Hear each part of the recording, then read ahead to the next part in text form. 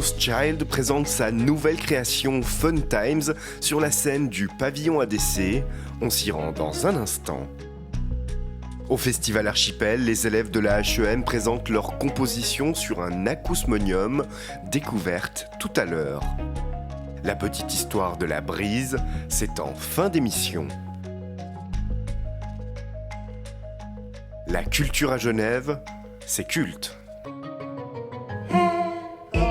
Fun Times. Pour sa première pièce de groupe, Rothschild nous embarque dans un univers tragicomique. Je voulais réfléchir à qu'est-ce que c'était l'ensemble et la possibilité de s'amuser ensemble, même quand les choses n'allaient pas très bien. Et peut-être le véritable fun, mais aussi le fake fun, le fun superficiel ou le fun making fun aussi en anglais. C'est se moquer. Une pièce qui joue beaucoup avec la musique et notamment 2 airs de Mozart issus des Noces de Figaro pour le côté comique et Don Giovanni pour le côté tragique.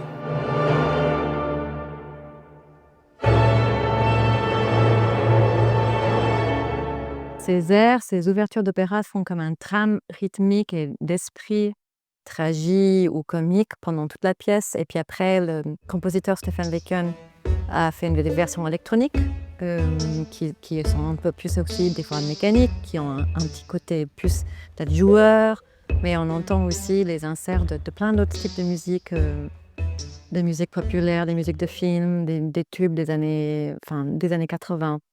Et du coup, c'est vraiment plein de choses qui vont venir choper les souvenirs.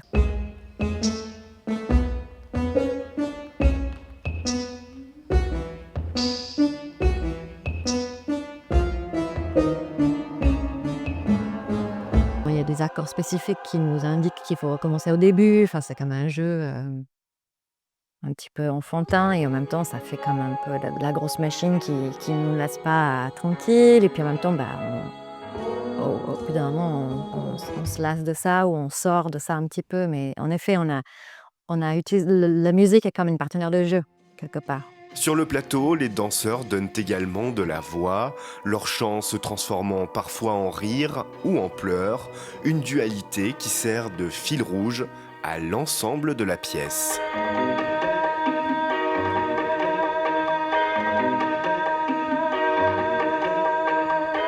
Je suis assez intéressée par un juste milieu entre l'absurdité, puis un sérieux, puis une rigueur et une virtuosité avec la danse.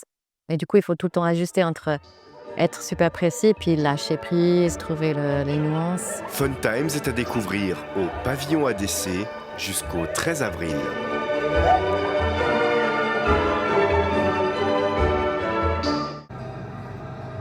Au théâtre Pitoef, une installation immerge le public dans le son, tel un orchestre de haut-parleurs, un acousmonium.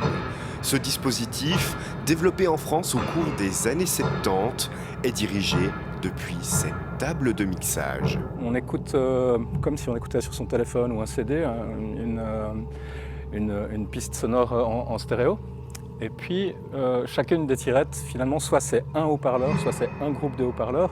Et puis, on essaie de trouver des équilibres entre différents types de haut-parleurs, des qui sont peut-être très clairs, dirigés vers nous, puis peut-être un autre qui est tourné contre le mur, et un autre un peu plus en arrière, avec un timbre aussi, une couleur un peu différente. Et on écoute un peu si ça se passe bien. Parfois, il y a des choses qui vont se déplacer tout naturellement, on n'a pas besoin de les souligner. Et parfois, on peut aussi par-dessus se dire, mais voilà, j'ai un état qui me plaît assez bien, et je peux commencer à souligner. Durant 2 jours, un groupe d'élèves de la Haute École de musique de Genève ont pris possession de l'outil pour donner du corps à une de leurs compositions.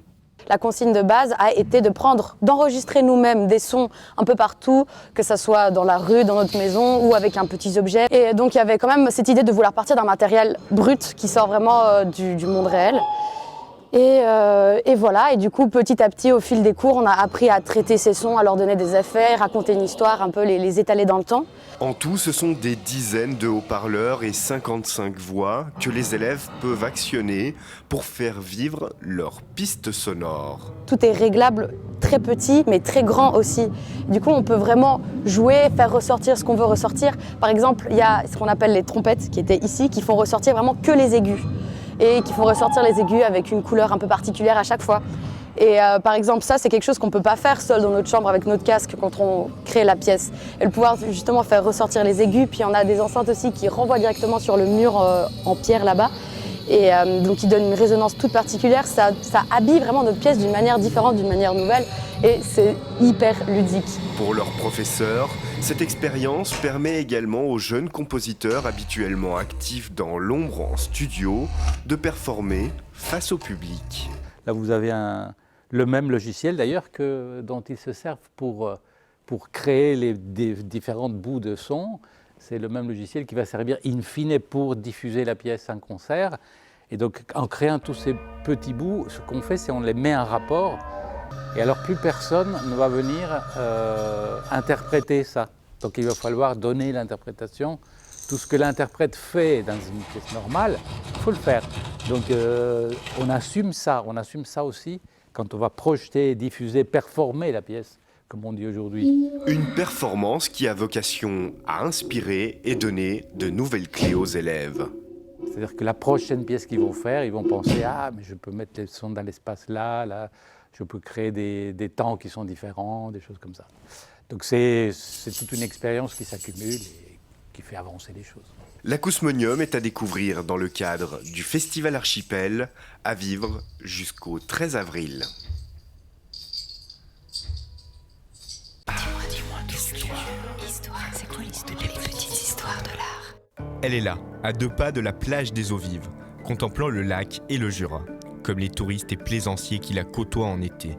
La Brise, cette statue de femme légèrement vêtue, incarnant le vent lacustre. Car au départ, elle aurait dû s'appeler la Bise. Mais lors du concours d'aménagement visant à valoriser le quai Gustave-Ador, une œuvre concurrente portait le même nom. Henri Koenig, le sculpteur et peintre qui l'a imaginé, a donc eu l'idée de lui ajouter un R pour que le vent froid se transforme en léger souffle. Cependant, sur le socle en pierre qui soutient la sculpture de 3 mètres de haut, on ne trouve aucune trace du nom de l'œuvre. Laissons à chacun son interprétation. La statue a largement fait parler d'elle lors de son installation en 1941. On critiquait sa grande taille, mais surtout ses formes généreuses. Pourtant, la Brise est toujours là, et ni le vent ni le temps ne détournent son regard.